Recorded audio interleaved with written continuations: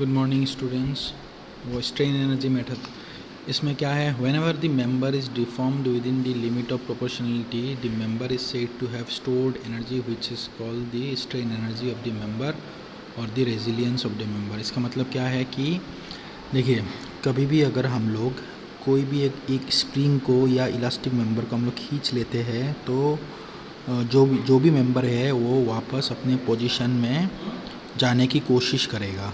अगर हम लोग लोड को रिलीज़ करूँ तब, तो जिस फोर्स के कारण ये वापस जाएगा that will be the resilience और the strain energy stored in the material. Strain energy stored by a material is equal to the amount of work done by the external force. उसके बाद uses क्या है, to analyze the it is used to analyze the indeterminate structure, it is used to find out the deflection of beams and trusses। उसके बाद next है strain energy in linear elastic system.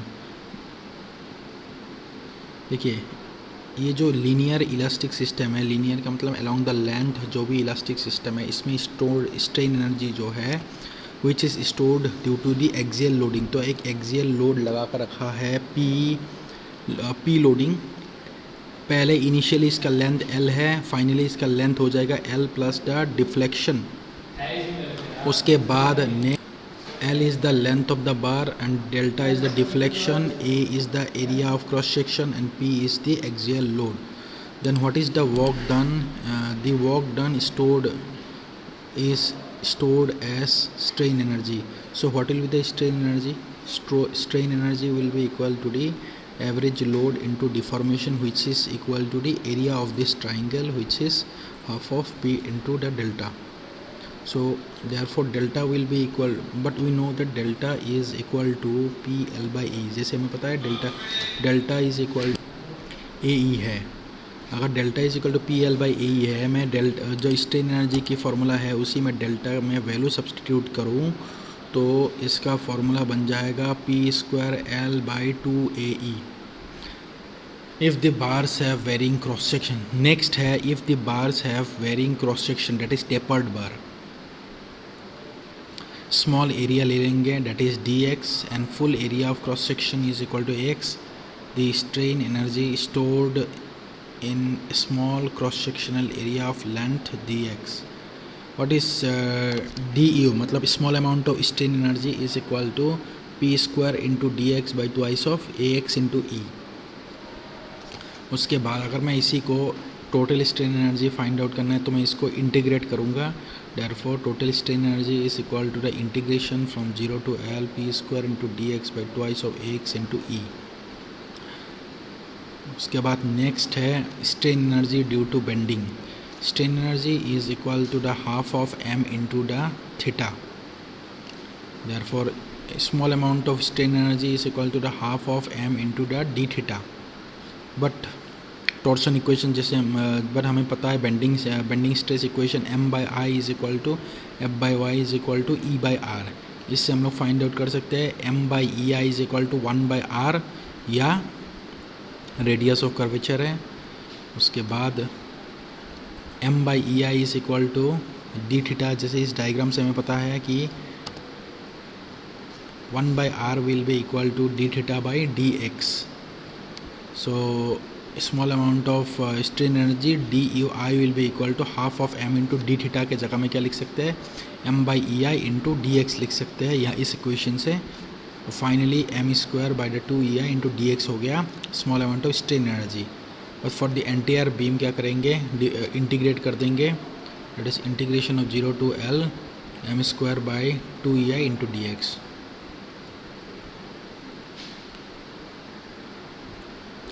Next है strain energy due to shear. Strain energy is equal to total strain energy is equal to integration 0 to L q square into dx by twice of as into g। g is the bulk modulus और नहीं sorry g is the rigidity modulus और shear modulus, a is the cross sectional area and q is the shear force। उसके बाद next equation है strain energy due to torsion.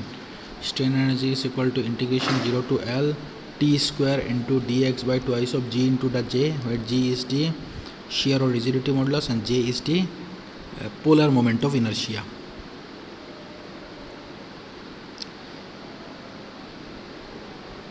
जैसे यहाँ पे दे के रखा है polar moment of inertia J, R is the polar radius, tau is the shear stress, G is the modulus of rigidity, T is the torsion, theta is the angle of twist and L is the length of the beam.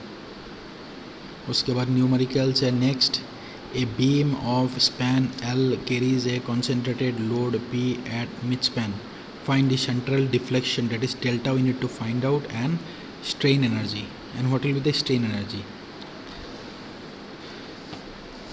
जैसे ये centre में है तो दोनों तरफ क्या हो जाएगी, distance L/2 and L/2 and total load distribute हो जाएगी. तो reaction at A will be equal to reaction at B which is equal to P/2 और P/2 दोनों तरफ हो जाएगा.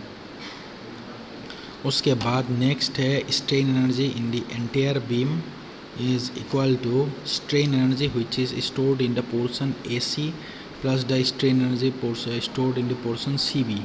ये तो ट्वाइस कर देने से भी हो जाएगी, which is equal to twice of strain energy in half. So moment in the X portion, अगर मैं X डिस्टेंस में मोमेंट निकालता हूँ फ्रॉम द A पॉइंट या तो from the B point, so P/2 into X हो जाएगी. तो strain energy is will be equal to twice of integration from 0 to L/2. L/2 इसीलिए लिया है क्योंकि मैं हाफ डिस्टेंस में फाइंड आउट कर रहा हूँ. तो that will be equal to integration from 0 to L/2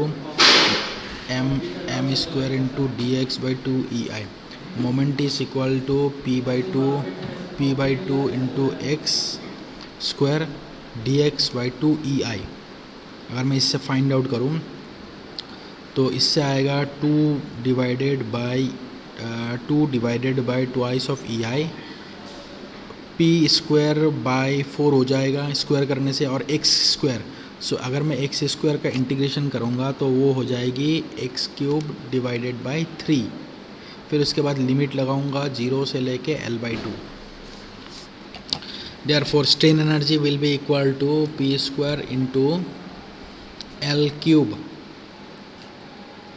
divided by 8 3 24 into 4 96 हो जाएगी. So P square L³ by 96 EI will be the strain energy. But we know strain energy is equal to the half of P into deflection. तो इससे मैं क्या find out कर सकती हूँ कि अगर मेरे पास स्ट्रेन एनर्जी की वैल्यू है और P का भी वैल्यू है और डिफ्लेक्शन फाइंड आउट कर सकता हूँ उससे. So that is half of P into delta will be equal to P square L³ by the 96 EI. P square L³ by the 96 EI. तो यहाँ से मैं क्या फाइंड आउट कर सकता हूँ, डिफ्लेक्शन फाइंड आउट कर सकता हूँ. So what will be the deflection, अगर मैं कैंसिल कर लेता हूँ तो deflection will be equal to P into L³ divided by the 48 times of EI. This one will be the deflection which will get by using the strain energy principles. देखिए ये जो मैंने डिफ्लेक्शन फाइंड आउट किया है strain energy principal use करके क्या है, लेकिन वही डिफ्लेक्शन हम लोग या तो कॉन्जुगेट बीम मेथड या तो मोमेंटेरियम मेथड, इन दोनों से भी मैं फाइंड आउट कर सकता हूँ. ठीक है. उसके बाद नेक्स्ट है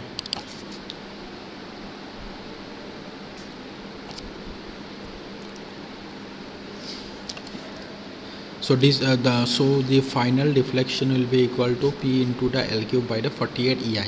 लेकिन ये जो डिफ्लेक्शन हम लोगों ने फाइंड आउट किए है that deflection is only for the simply supported beam width A concentrated load at the centre. लेकिन अगर लोड सेंटर में ना हो तब हमें क्या करना होगा, तब हमें दोनों तरफ से इंटीग्रेशन यूज़ करना होगा.